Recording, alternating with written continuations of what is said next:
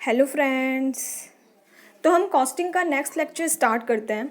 Last revision lecture के अंदर हमने देखा कि direct material, direct labour and direct expenses किसको बोलते हैं एंड जो ओवरहेड्स है वो किसे बोला जाता है।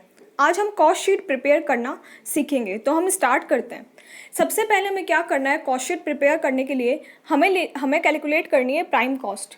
और जैसा कि मैंने आपको बताया था कि जो भी डायरेक्ट एक्सपेंसेज होते हैं, जो डायरेक्ट नेचर के होते हैं, उनको कंबाइंड वर्ड क्या बोला जाता है, प्राइम कॉस्ट। सबसे पहले हमें क्या करना है, रॉ मटेरियल को ओपनिंग स्टॉक लेना है, उसमें हम ऐड कर देंगे जो भी हमने रॉ मटेरियल परचेज किया है इस साल, उसमें से हम लेस कर देंगे closing stock of raw material. ठीक है।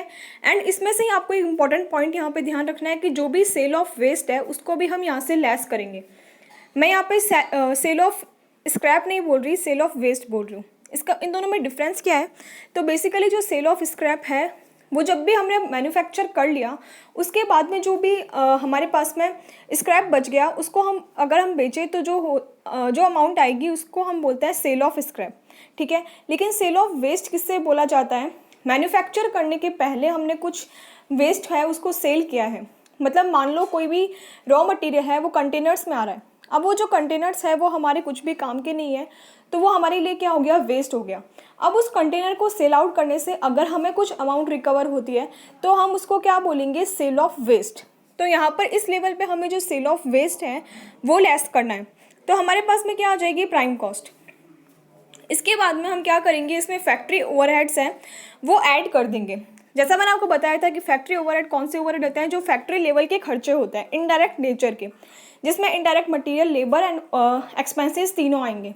इसमें क्या क्या हो सकता है, जैसे ऑयल मंगाया या ग्रीस मंगाया मशीन के लिए, या फिर जो भी लेबर फैक्ट्री में काम कर रही है उनको जो भी पेमेंट किया, जैसे सुपरवाइज़र हो गया, या फैक्ट्री में जो अकाउंटेंट काम कर रहे हैं, या फिर क्या हुआ, फैक्ट्री का रेंट हो गया, इलेक्ट्रिसिटी बिल हो गया।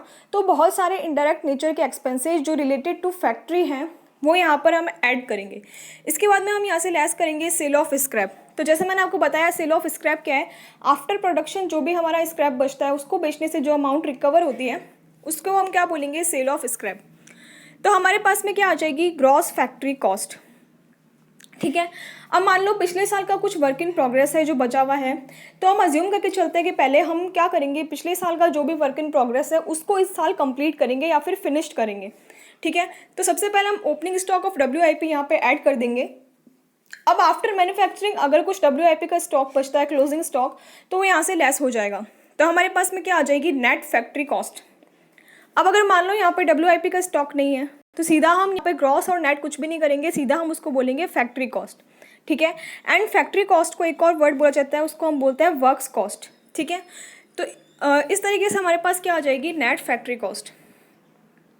उसके बाद में हम क्या करेंगे, इसमें ऐड करेंगे office and administrative overhead. Office and administrative overhead में ऑफिस की जो भी लेबर है, मटेरियल है, एक्सपेंसेज है वो यहाँ पे आएंगे।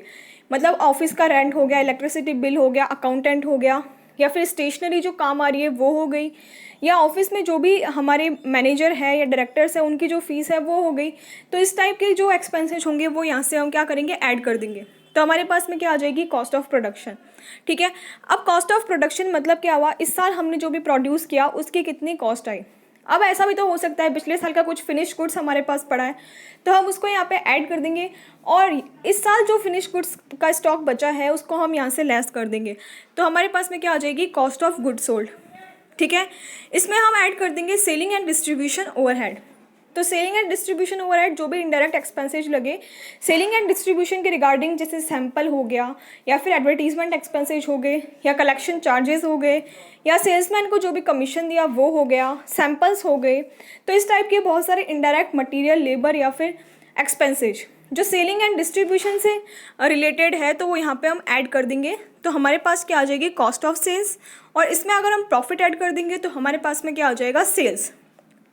तो इस तरीके से कॉस्ट शीट प्रिपेयर होती है। आई होप आपको ये समझ में आया होगा। अगर आपको अच्छा लगा तो लाइक ज़रूर करना एंड अपने दोस्तों के साथ में इसको शेयर ज़रूर करना। ठीक है। तो मिलते हैं नेक्स्ट रिवीजन लेक्चर में। Thank you.